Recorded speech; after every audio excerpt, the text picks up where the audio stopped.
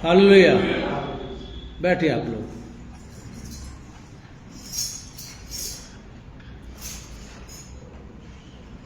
आज सभी जानते हैं, बताऊंगा, लेकिन आज का जो संदेश का जो वो विषय है, टॉपिक है, वो है मुंह मांगा वर। वर समझते? वरदान समझ लीजिए, बरकत समझ लीजिए। और उसका जो मुख्य पद आपको मिलेगा वो है भजन संहिता 106 का 15। आप जरा पढ़िए भजन संहिता 106:15।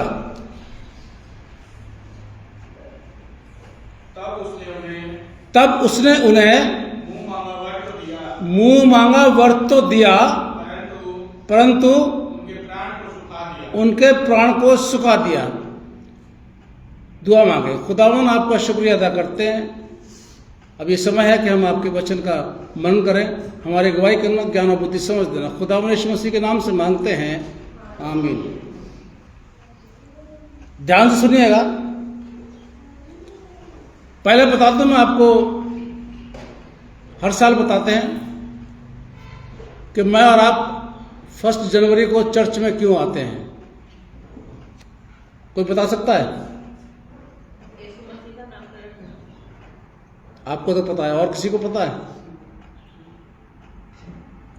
1 जनवरी नया साल है, इसलिए आते हैं। सीधी सी बात है, ऐसे ही है।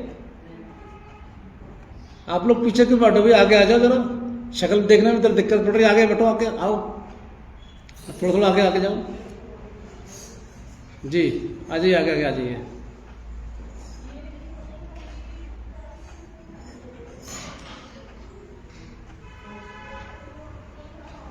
चलिए, कोई नहीं। आज बाइबल के अनुसार लूका 2 और जो 21 पद में आप पढ़ते हैं तो उसमें लिखा हुआ है कि जब उसे खतने का समय आया तो उसका नाम यीशु रखा और उसका खतना हुआ। यानी 8वें दिन, आज 8वां दिन है, 25 तारीख से आज जोड़ लिया, 8वां दिन आज।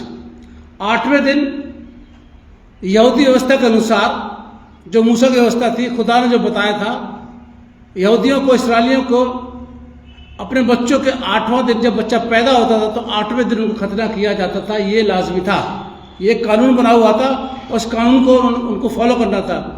अब्राहम का खतना थोड़ा बड़े उसमें हुआ, इस्माइल का खतना बड़े उसमें हुआ, लेकिन ये व्यवस्था बनी थी।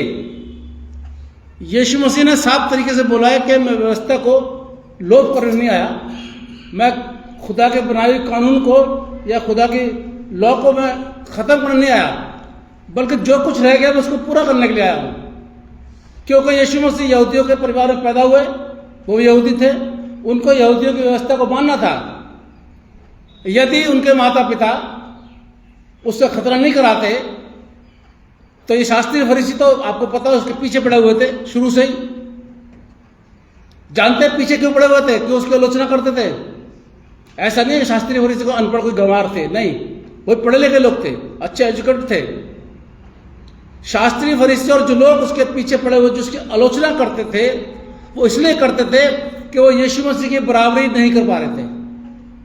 मेरा जो आपकी आलोचना वही इंसान करेगा जो आपकी बराबरी नहीं कर पाएगा, वही बुराई करेगा आपकी, वही जेलसी रखेगा आपसे, बुराई को जेलसी आपसे वही रखेगा जो आपकी बराबरी नहीं कर पाएगा। मान लीजिए आप अच्छे पढ़े लिखे, आपका हाई फाई लेवल है, आप अच्छा, आपका वो चल रहा है, बिजनेस चल रहा है, उसका नहीं चल रहा, जेलसी रखेगा क्योंकि वो आपकी बराबरी नहीं कर पा रहा है।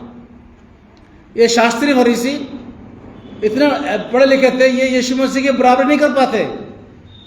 जो काम यीशु मसीह कर रहे थे दुनिया के अंदर आकर के, वो काम ये लोग नहीं कर पा रहे थे, और इसीलिए वो उसकी आलोचना करते थे, हर एक बात में उसका विरोध करते थे। हम पासवानों का भी साथ ऐसे होता है, कलीसिया के लोग विरोध करते हैं क्योंकि कलीसिया को सदस्य जो है ना पासवानों की बराबरी नहीं कर पाते ना उनके व्यवहार से। हाँ, ये ठीक है, बहुत से लोग मुंह पर कड़वा बोल देते हैं, मेरे जैसा बैठे बीच में जो आप लोग बैठे, मैं तो बोल देता हूँ भाई आप ऐसा क्यों कर रहे हैं। बहुत से लोग नहीं बोलते, लेकिन जो नहीं बोलते उनकी भी आलोचना होती है, जो बोलते उनकी भी होती है। तो ऐसा नहीं है कि अब उसमें क्या है कि आप वो काम नहीं कर पाएंगे, आप किसी के मुंह पे कोई बात नहीं बोल पाएंगे, आप धीरे धीरे बोलेंगे, पीछे बोलेंगे, या अकेले में दूसरे की बात बोलेंगे, उसके सामने नहीं बोल पाएंगे। यही बात होती है कि यीशु मसीह की बराबरी न करने का मतलब था कि वो उसकी आलोचना करते थे। और अगर वो खतना उसका माता पिता नहीं कराते तो और भी ज्यादा मुसीबत आती है उनके माता पिता को। अरे तुम यहूदी हो, तुमने मूसा की व्यवस्था को नहीं माना, तुमने ऐसा नहीं किया, तुमको खतना कराना चाहिए था, तुमने नहीं किया। ये सारी बातें उनके सामने आती। इससे पहले की सारी बातें उनके सामने आए, यीशु मसीह के माता पिता ने, जो दुनियावी माता पिता थे, उन्होंने 8वें दिन जाकर के उसका खतना कराया और उसका नाम यीशु रखा, जैसा कि फरिश्ते ने बोला था कि उसका नाम यीशु रखा जाएगा। इस सारी व्यवस्था पूरी हो रही है। इसलिए ठीक है, नया साल है, मानते नया साल तो सारी दुनिया, सारा हिंदुस्तान मनाता है और बड़े जोश के साथ मनाता है। लेकिन सब लोग आज चर्चिस में नहीं जाते हैं। एक खास मकसद होता है मसीहों का चर्च में आने का। ये नहीं है कि तो बहुत से कलीसिया को पता नहीं है, मैं बहुत सी कलीसिया में गया, उनको पता नहीं है कि या क्या हुआ था। बस नया साल है जी, पादी सब नया साल है, साल बदल गया, हम चर्च में आ गए। हकीकत जो हमारी हकीकत है मसीहों की, वो हकीकत यह है कि यीशु मसीह का नामकरण हुआ, उसका खतना हुआ 8वें दिन, और इसलिए मैं और आप शुक्रिया अदा करने के लिए, उसकी इबादत करने के लिए 8वें दिन यहां पर आते हैं। नंबर 1। नंबर 2, साल का पहला दिन। नंबर 2, साल का पहला दिन। और बाइबल क्या बताती है? पहला खुदा का। I am right? मैं सही हूं गलत हूं? बाइबल को बताती ना, पहला खुदा का, पहला दिन खुदा का। पर दुख की बात पता क्या है?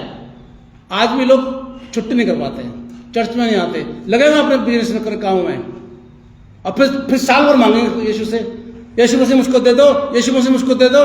अब खुदा क्या बोलेगा? तूने पहला दिन मुझको दिया, यानी 365 दिन में पहला दिन क्या तूने मुझको दिया जो मैं तुझको दे दूं? इस जिंदगी के अंदर आपके साथ भी ऐसा हो सकता है, मेरे साथ भी ऐसा होता है, हमारे साथ भी। आप कहें पैसा आपकी ड्यूटी है, बिल्कुल मेरी ड्यूटी है, बिल्कुल ड्यूटी है मेरी। मैं आऊंगा जब 1 जनवरी होगी, मैं चर्च में आऊंगा, आराधना करूंगा, चाहे 2 लोग हो चाहे 200 लोग हो, ये मेरी ड्यूटी है, जिम्मेदारी है मेरी। लेकिन पैदाइशी तो नहीं था पादरी ना, मैं पादरी पैदाइशी तो नहीं था, मैं तो बाद में बनाऊं, 10 सालों के बाद बनाऊं मैं तो। तब तक क्या करता था? नया साल फर्स्ट दिन खुदा को देने के लिए हमारा परिवार जाता था। सारे काम बंद, बिल्कुल टोटली कोई काम नहीं। जो काम करना दोपहर के बाद करो, अगर जरूरी काम है दोपहर के बाद करो। 12 बजे तक खत्म हो जाती है रात।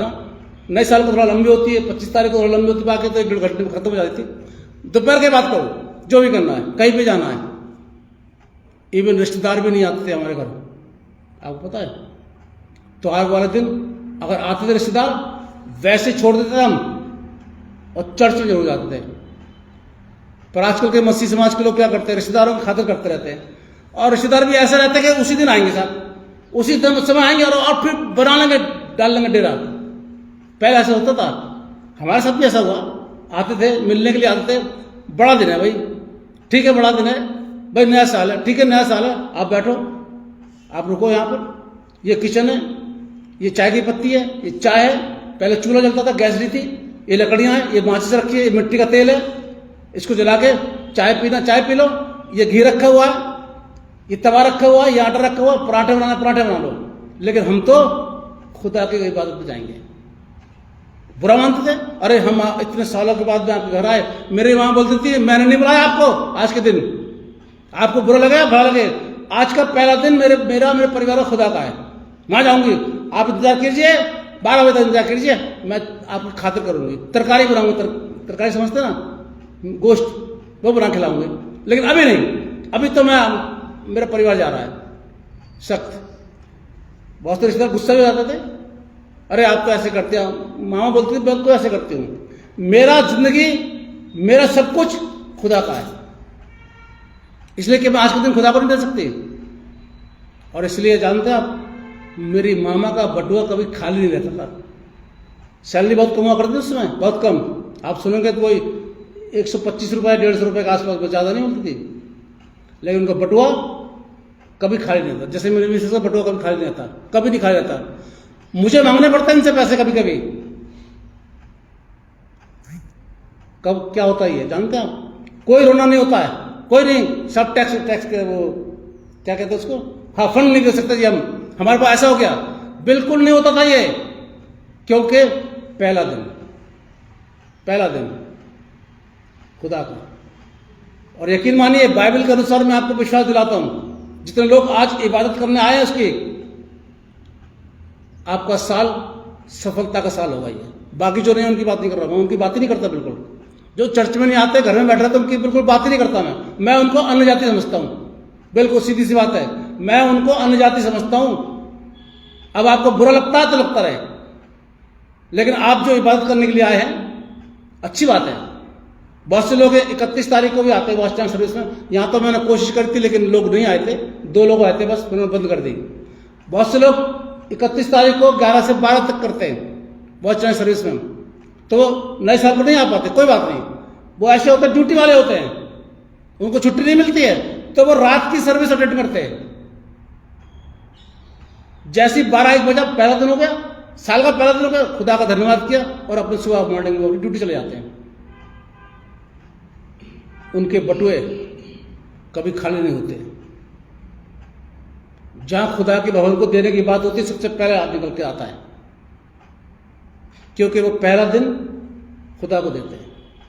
मेरे मसीह समाज के लोगों, खतना हुआ है यीशु मसीह का, ठीक है, लेकिन साल भी बदला है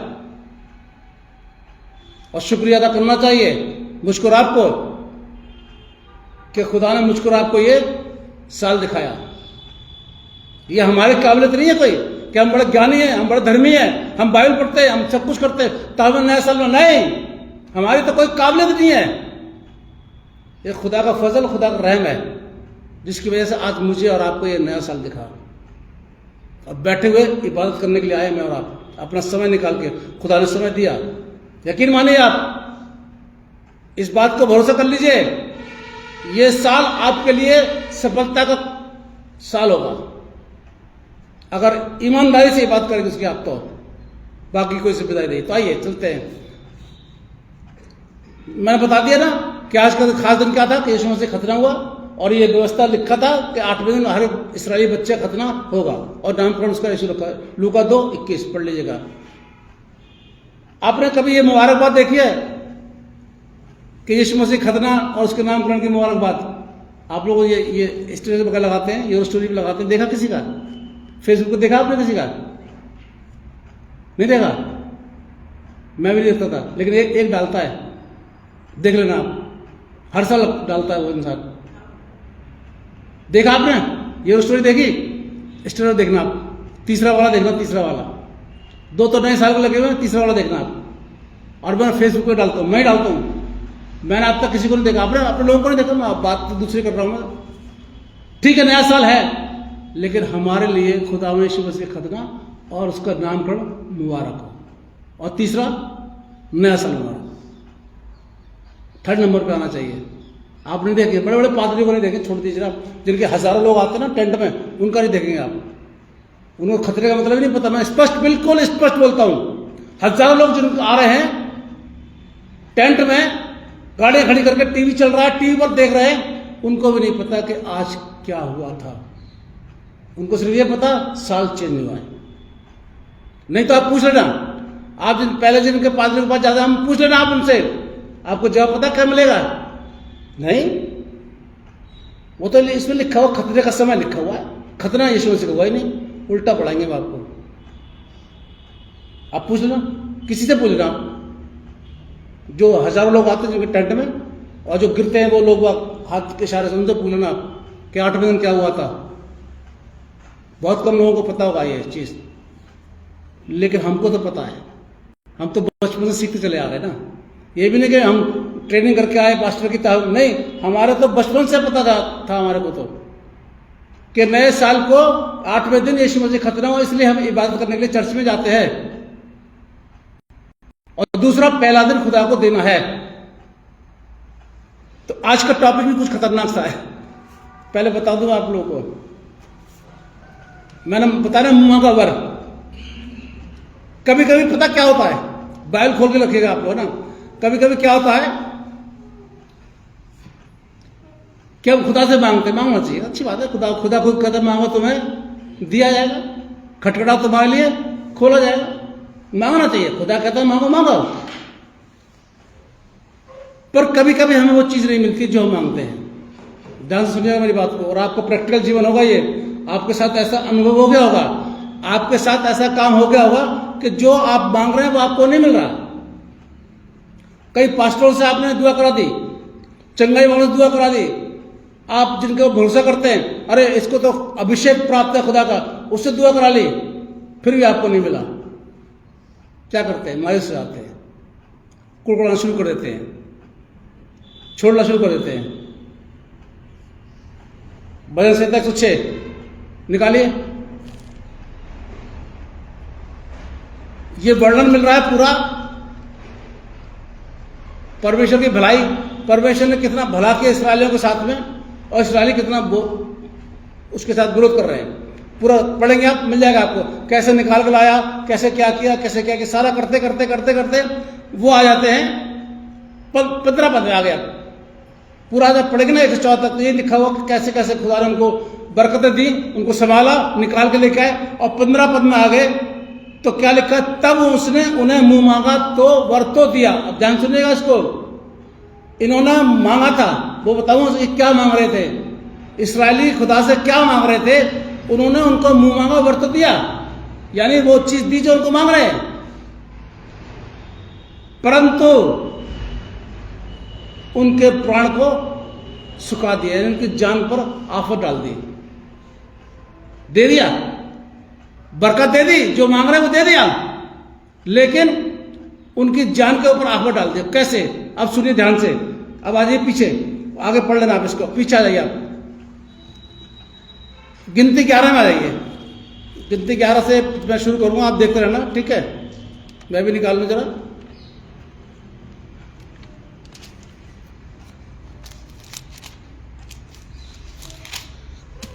गिनती 11 में क्या है, ये 4 पद से अगर आप पढ़ेंगे तो वहां पे लिखा हुआ मिली जुली भीड़, इस्राएलियों के साथ कुछ मिली जुली भीड़ थी।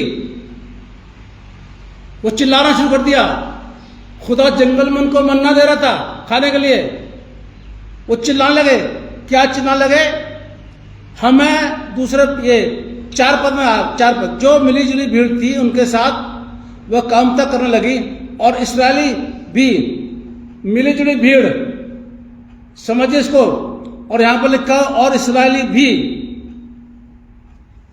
उनमें सारे इस्राएली नहीं थे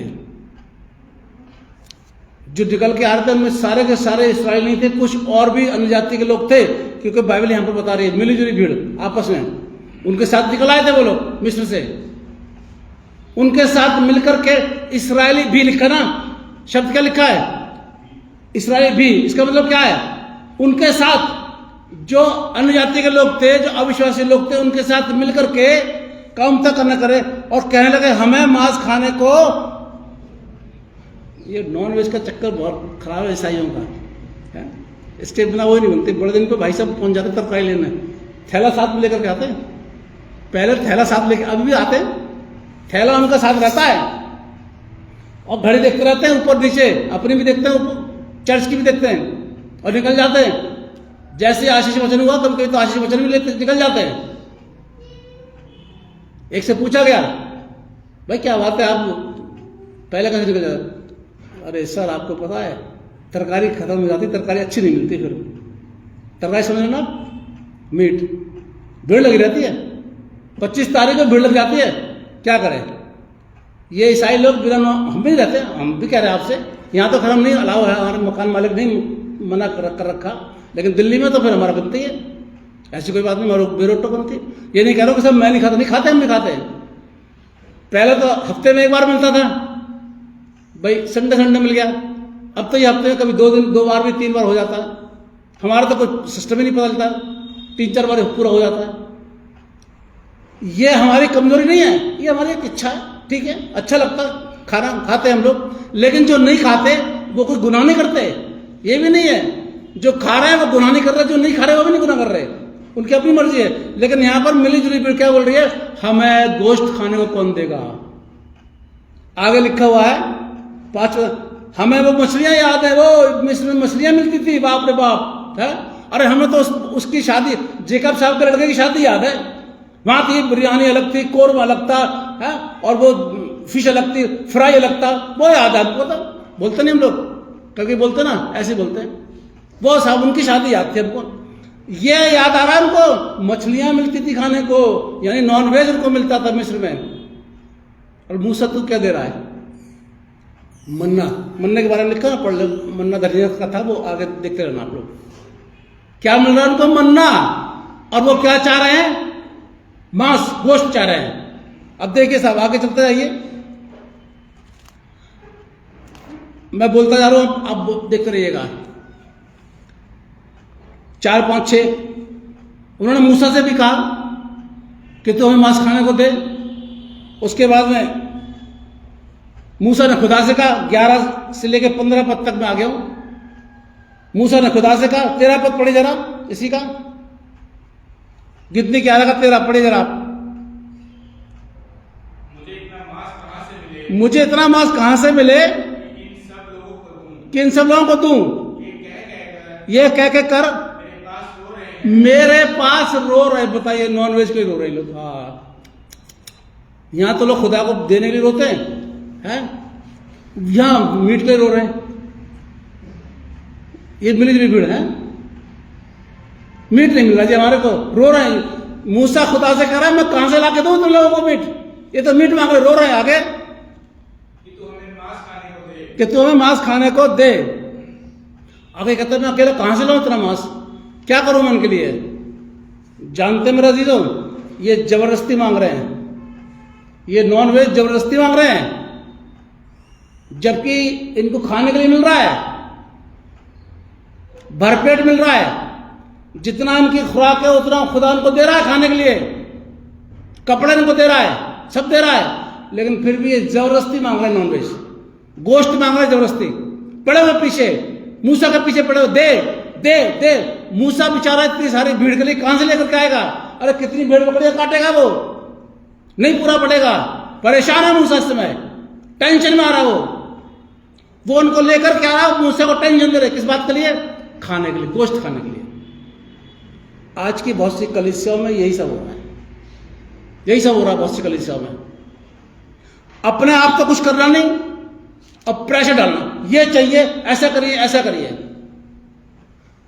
जैसे शोर मचा रहे थे। खुदा ने अंदर क्या बोला,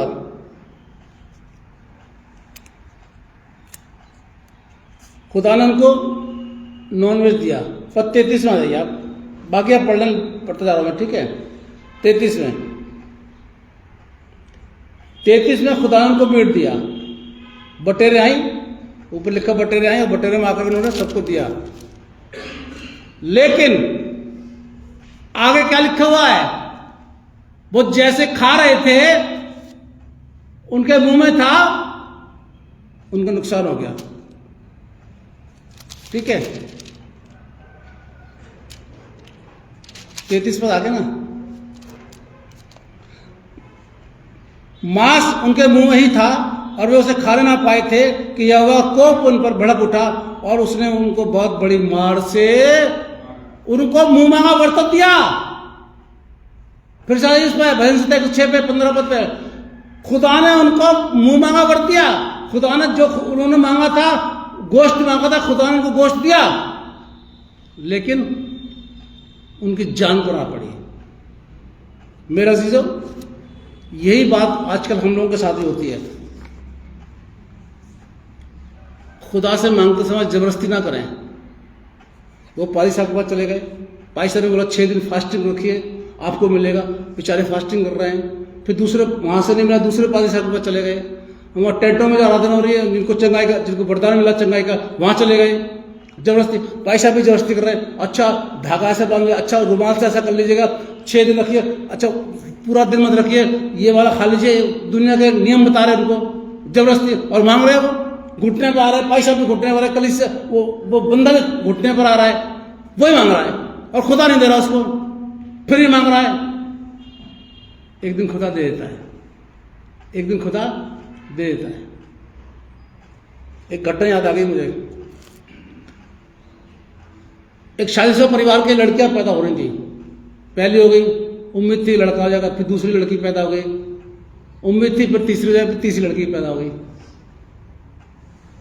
अब उन्होंने दुआएं कराना शुरू कर दी लड़के के लिए, खूब दुआएं कराई, कई जगह दुआ कराने के लिए, कभी लड़का हो जाए वंश चलेगा हमारा, लड़का हो जाए हमारा वंश चलेगा। लड़कियां थोड़ी बड़ी हो रही थी, जो कहाँ गए, यहाँ भी आए थे, वो ये सरदर में भी आए थे, यहाँ पर भी आए थे मन्नत मांगने के लिए कि लड़का हो जाए। खुदा ने लड़का दे दिया।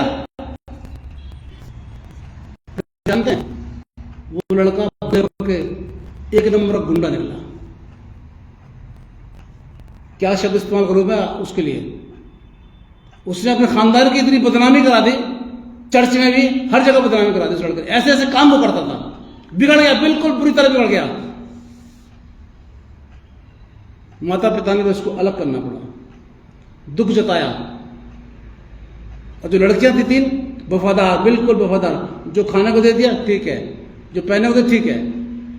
मुझे भी लड़की पसंद थी, पहली बेटी मेरी हुई थी, उसकी डेथ हो गई, अभी तो लड़के हैं, ठीक है लड़के हैं, लेकिन लड़की मुझे पसंद रहती है, वफादार रहती है वो माँ बाप के।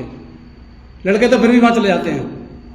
मैंने बता देना आपको, बुरा मानना चाहे आप लोग जो बैठे हुए हैं, कहां पर है, बीवी के उसमें चलते हैं नक्शे कदम में। फिर लड़कियां फिर भी सही रहती हैं। तो वो लड़का इतना बदतमीज निकल गया कि माता पिता का नाम उसने खराब कर दिया। आखिरकार माँ बाप ने उसको बिल्कुल अलग कर दिया। मुंह मांगा वर तो दिया मुंह पर, लड़का दिया, लेकिन क्या हो गया? आप लोग भी मांगते हैं, जबरदस्ती मत करिए। 2-3 बार मांग लीजिए, खुदा से मिल जाता ठीक है। मैंने भी मांगता था, मेरी प्रमोशन हो, मैंने मांगा था 2-3 बार मांगा, नहीं मांगा छोड़ दिया मैंने, नहीं मिला कोई बात नहीं। मैंने मांगे थे यहाँ आने से पहले, बड़ा चर्च मुझे मिल जाए कोई, यहाँ के बारे में तो मुझे बता दिया था कई लोगों ने, कुछ नहीं, वहाँ पे जंगल पड़ा हुआ। मांगा था खुदा से, नहीं दिया, नहीं मांगना छोड़ दिया।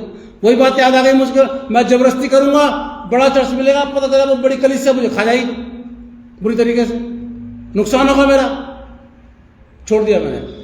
आप भी मांगिए, जरूर मांगिए, लेकिन अगर आपको 2-3 बार मांगने से नहीं मिल रहा है तो जबरदस्ती मत करिए। अब आ जाइए उस पर, लूका 11 में आ जाइए जरा, 5 से 10।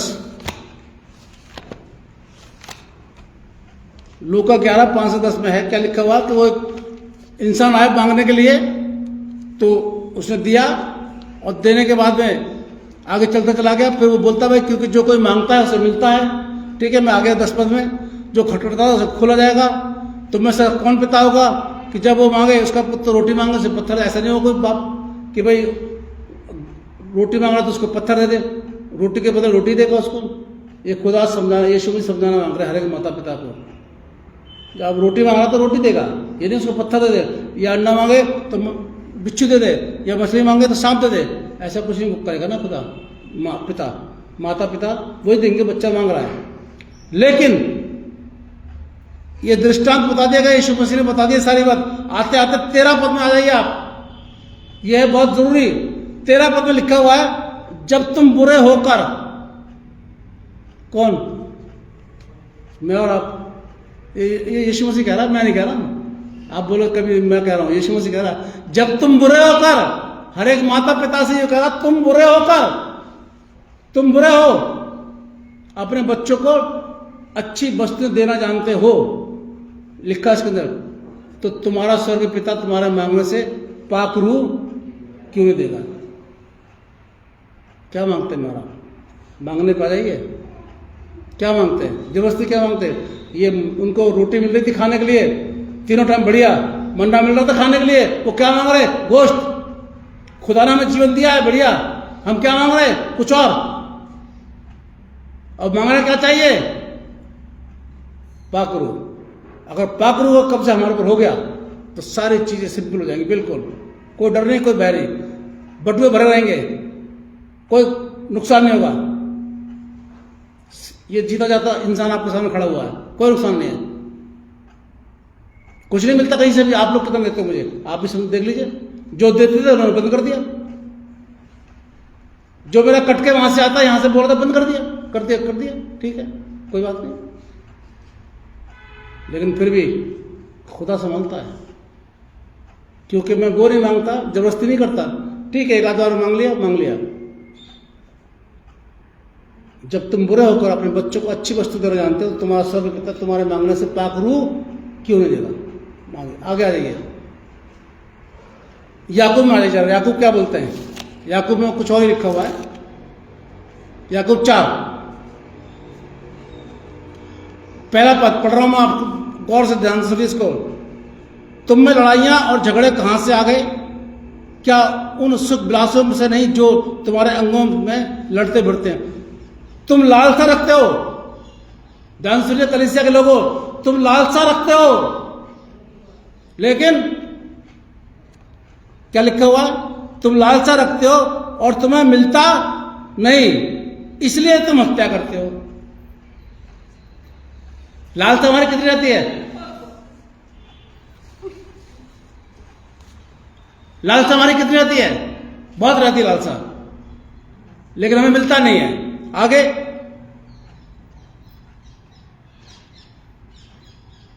तुम ढा करते हो, कुछ प्राप्त नहीं कर पाते तो तुम झगड़ते और लड़ते हो। तुम इसलिए नहीं मिलता कि ऐसा कोई हो सकता है? तुम इसलिए नहीं मिलता कि तुम मांगते नहीं। याकूब कह रहे हैं, ऐसा कभी हुआ है? हम लोग तो मांगते हैं ना। आप में से कोई ऐसा तो नहीं मांगता? सब मांगते हैं, मैं ही मांगता हूं। यहां पर लिखा जा रहा है तुम्हें इसलिए नहीं मिलता कि तुम मांगते नहीं हो। अब समझिए इसको, लाइन को जरा समझिए, आगे लिखा हुआ इसके अंदर, तुम मांगते हो और पाते नहीं। मैं आ गया हूं 3 पद में। इसलिए कि बुरी इच्छा से हमारी इंटेंशन, हमारी नियत गलत होती है और इसलिए हमें मिलता नहीं है। और हम दोष किस पे देते हैं? खुदा पर। हम दोष किस पे देते हैं? पादरी पर। अरे पादरी साहब में तो सामर्थ्य नहीं, उनके वरदान नहीं मिला ये। अरे भाई, पादरी भी तो इंसान है, पादरी भी तो खुदा से मांगता है, पादरी को दोष दे दिया। यहां पर लिखा तुम्हारी इच्छा सही नहीं होती है, तुम्हारा इंटेंशन, तुम्हारी नियत सही नहीं है, इसलिए तुमको वह नहीं मिलता। आगे,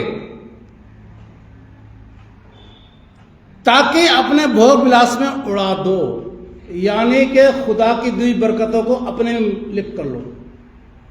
खुदा की बरकतों के लिए खुदा को कुछ मत दो, वो जो मिल गया अपने में लगाओ। ये लिखा है इसके अंदर याकूब। आगे चलिए,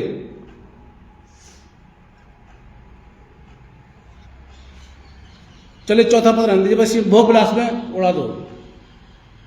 अब जांच लीजिए अपने आप को आप। पहली बात, जबरदस्ती मत करिए खुदा से, पटकिए मत सर, मत बोलिए 6 दिन बाद शादी मांगूंगा मैं। खुदा दे देगा, खुदा आपको बाइक दे देगा, कार दे देगा, घर दे देगा, सब दे देगा। मांगे, जब उनको गोश्त दे दिया है, जंगल में उनको मीट दे दिया साहब, देख लीजिए आप, तो हमें क्यों नहीं देगा मांगने से? लेकिन मुंह मांगा वर तो मिल गया, पर उसके साथ खुदा ने हमारी जान को खतरे में डाल दिया। ये बाइबल बता रही है, मैं नहीं बता रहा। और इस्राएलियों की जान को खुदा ने खतरे में डाल दिया था। जबरदस्ती कर रहे हैं, मूसा का विरोध कर रहे हैं, हमको गोश्त दे, गोश्त दे। देख, वो मछली मिलती थी, गोश्त दे, हमको दे दिया। मेरा चीजों, खुदा से मांगे, लेकिन लास्ट में पता क्या बोल दीजिए? मेरी नहीं बल्कि तेरी मर्जी पूरी हो। That's all. मांगे, सब मांगे, जो मांगना मांगे, पैसा दौलत धन सब मांगे खुदा से। कोई वो नहीं है, खुदा ने कोई पाबंदी नहीं लगाई है। लेकिन वो तो पवित्र आत्मा के लिए खुदा बोलते हैं ना, पवित्र आत्मा मिले हमारे को। वैसे कोई पाबंदी नहीं मांगी है, लेकिन लास्ट में आप क्या बोलेंगे? मेरी नहीं बल्कि तेरी मर्जी। फिर वो अपनी मर्जी से आपको देगा। जो चीज की जरूरत है आपको, वो अपनी मर्जी से आपको देगा। और जो मर्जी से आपको देगा। मैं तो नहीं आना चाह रहा था, भाग रहा था पीछे पीछे, नहीं, मुझे पता था पादरी कितनी बुरी हालत कर दी कलीसिया, मैं जानता था, देखता था बचपन से मैं तो। अरे भाई साहब आप घर नहीं आए मेरे, अरे ऐसे बुरी तरह बोलते थे। मैं तो बोल दिया था मामा से सॉरी, लेकिन खुदा एक काम कराना मांग रहा था मेरे से, तभी सारे रास्ते खोल दिए। एजुकेशन में कोई उसमें नहीं आई रुकावट, सारे रास्ते खुलते चले गए एकदम पूरे, और अपनी सेवा कराने के लिए उसने तैयार कर दिया मेरे को।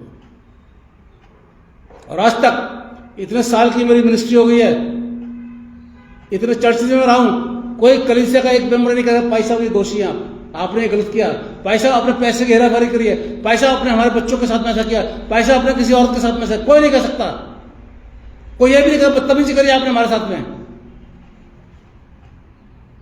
आपका तो भरोसा नहीं, मुझे पता नहीं कहते हो कि नहीं कहते हो, मुझे नहीं पता, लेकिन बाकी कलीसिया को मैं जानता हूं कि वो खुदा का चुना हुआ था। मैंने ये नहीं मांगा था, खुदा ने अपनी मर्जी से मुझको दिया। मेरी मर्जी नहीं बल्कि तेरी मर्जी पूरी हो। आप करके देखिए इस साल, मांगिए, खूब मांगिए, मत रुकिए मांगने से, लेकिन एक चीज का ध्यान रखिए, पागरू मांगिए। दूसरी बात, मेरी नहीं बल्कि तेरी मर्जी पूरी हो। तीसरी बात, जबरदस्ती मत करिए, बिल्कुल मत करिए। 2-3 बार मांगे ठीक है, 1-2 पादरी से बात कर लीजिए, मिल जाए तो अच्छी बात है, नहीं मिलता तो आप सोच लीजिए खुदा नहीं चाहता कि ये हमें मिले। अभी मैं थोड़ा ठीक होता जा रहा हूँ तो मुझे जरूरत पड़ी है बाइक की, बाइक तो नहीं ले पाऊंगा, संभाल नहीं पाता हूँ मैं। वो एक मोपेट आती है, उसकी बात करिए, मैं हल्की से रहती है वो भी, और एक वो इलेक्ट्रिक वाली भी आ रही है, और तीसरी है वो साइकिल। मैंने वो बात भी करके आ गया था, बेटे के साथ गया था, बेटे ने बात भी करा दी। वो कह रहे थे कि फाइनेंस में नहीं, मैं फाइनेंस वगैरह नहीं कराता, कैश ही लूंगा, जो भी लूंगा, अगर होगा तो नगद लूंगा। धीरे धीरे बच्चों ने भी थोड़ी बात करी, पापा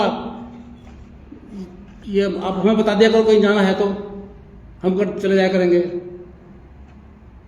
फिर वो एक मैंने देखी जो इलेक्ट्रिक से होती है, चलती है, उसमें शायद वो रजिस्ट्रेशन वगैरह की कोई जरूरत नहीं है उसके, मैं चला लो उसको। वो खुद बोल रहा था मेरे से, मेरा दिमाग सीधा आ गया बिजली पर। मैंने कहा ये चार्ज होगी, मीटर चलेगा।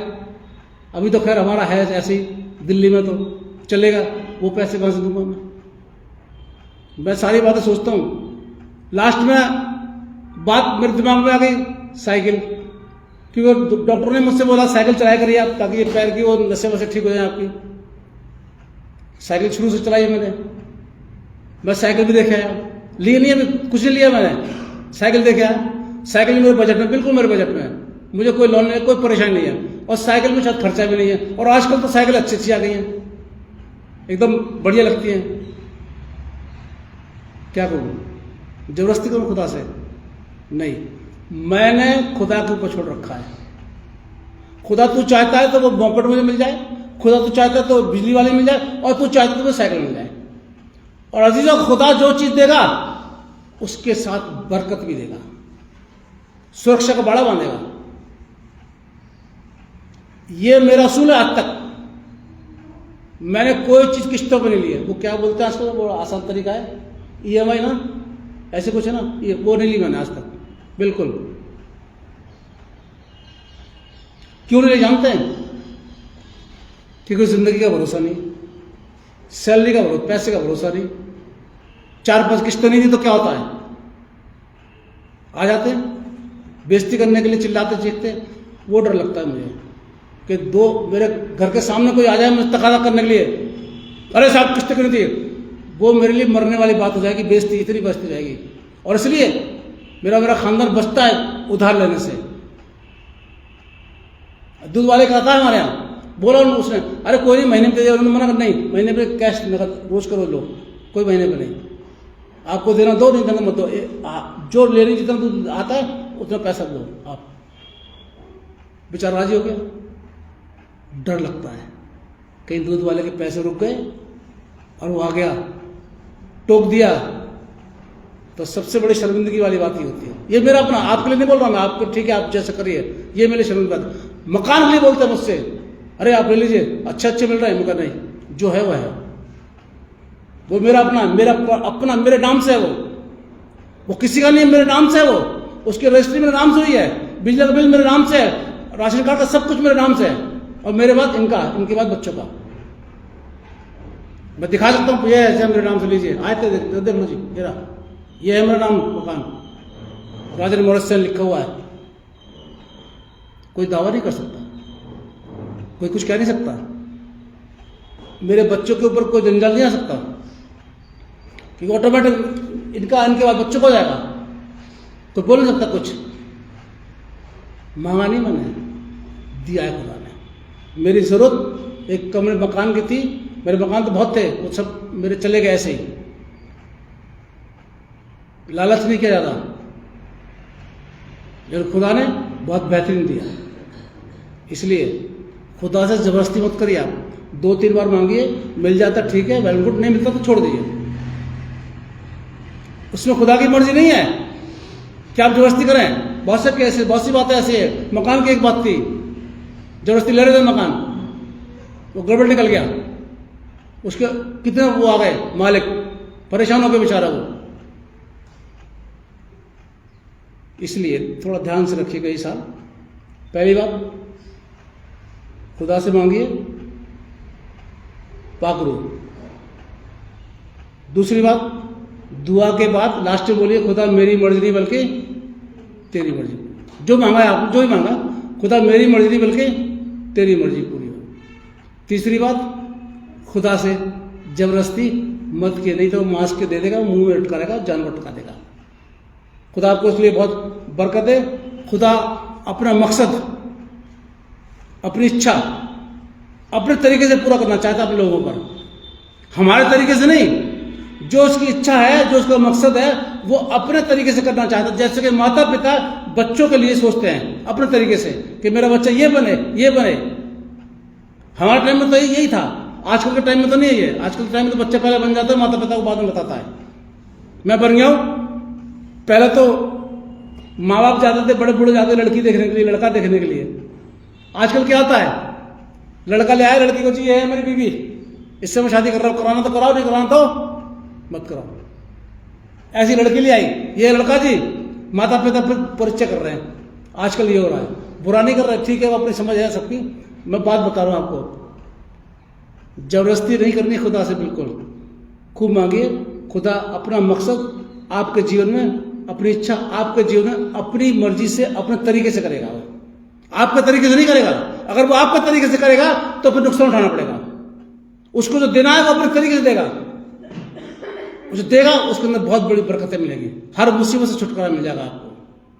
लेकिन आप अपने तरीके से मांगेंगे, जी का जंजाल हो जाएगा, दुनिया भर का हो जाएगा जंजाल। आप देख लीजिए, जैसे कि इस्राएल के साथ में हुआ। मेरा चीजों, खुदा कभी नहीं चाहता कि उसके लोग भूखे रहें। खुदा कभी नहीं चाहता उसके लोग बीमार रहें। खुदा कभी नहीं चाहता कि लोग उसको तंग रहें।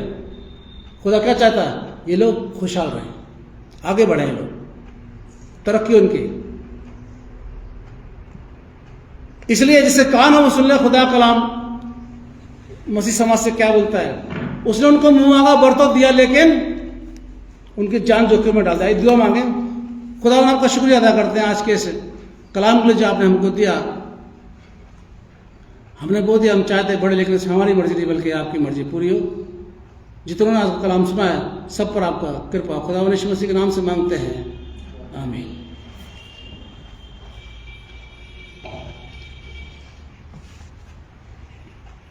वो ले लीजिए लिफाफे, जरा सेकंड ऑफरिंग भी होगी लिफाफे वाले, और गीत गाएंगे हम लोग 425। और इसके बाद अनाउंसमेंट है, पता नहीं क्या बात है, मिसेस शैली का फोन आया था। फिर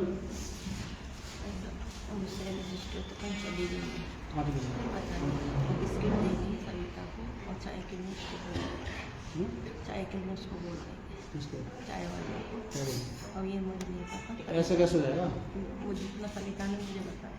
अब देख लीजिए, कोई बात नहीं, ऐसा नहीं होता ना कभी, रिफ्रेशमेंट देकर के जो कर जाए जी।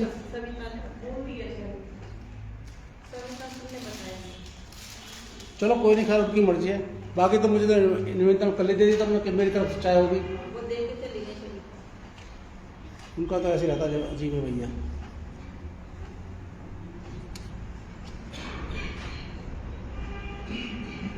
चलिए कोई बात नहीं, वो उनकी तो आज चाय मिल जाएगी आपको, चाय और बिस्किट दोनों मिल जाएंगे, ठीक है। और मिसेस सविता के इसकी इंचार्ज है, वो दे देंगी। वैसे अब ये मैं बता नहीं सकता किसकी तरफ से है, बस ये चाय और बिस्कुट मिल रही, ठीक है। और आखिर में गीत गाएंगे, गीत का नंबर 425 और इसी के साथ में लिफाफे वाली ऑफरिंग ले ली जाएगी। जब आप से खड़े हो जाए। और एक चीज़ और बता दूं मैं आपको, 4 तारीख का संडे है, 4 तारीख को आराधना 10 बजे होगी। मैं धन्यवाद की आराधना करना चाह रहा हूँ। वो 11 तारीख का संडे, सुन लीजिए ध्यान से, नोट कर लेना। 11 तारीख को संडे को हम लोग थैंक्स गिविंग वर्शिप करेंगे, यानी जो कुछ अभी तक हमारे जीवन के अंदर हुआ पिछले साल में, और जो क्रिसमस था हमारे साथ अपने खुदा ने हमें बरकत दी है, हम उसका धन्यवाद करेंगे। 11 तारीख के संडे के लिए आप लोग सब तैयार होकर के आइए। वैसे मैं सोच रहा था कि 4 तारीख को करूँ, लेकिन 4 तारीख नज़दीक पड़ जाएगी। और एक खुशखबरी सुना दूँ आप लोग, है ना। मैंने कहा था ना कि थोड़े बहुत पैसे मेरे पास कहीं से आ जाएंगे तो मैं गिफ्ट दूंगा, तो खुदा के फसल से आ गए। किसी ने डोनेशन मुझे दे दिया क्रिसमस के लिए, तो पैसे मेरे पास आ गए। हम वो जो गिफ्ट मैंने आपको वादा किया था, वो गिफ्ट भी आपको मिलेंगे।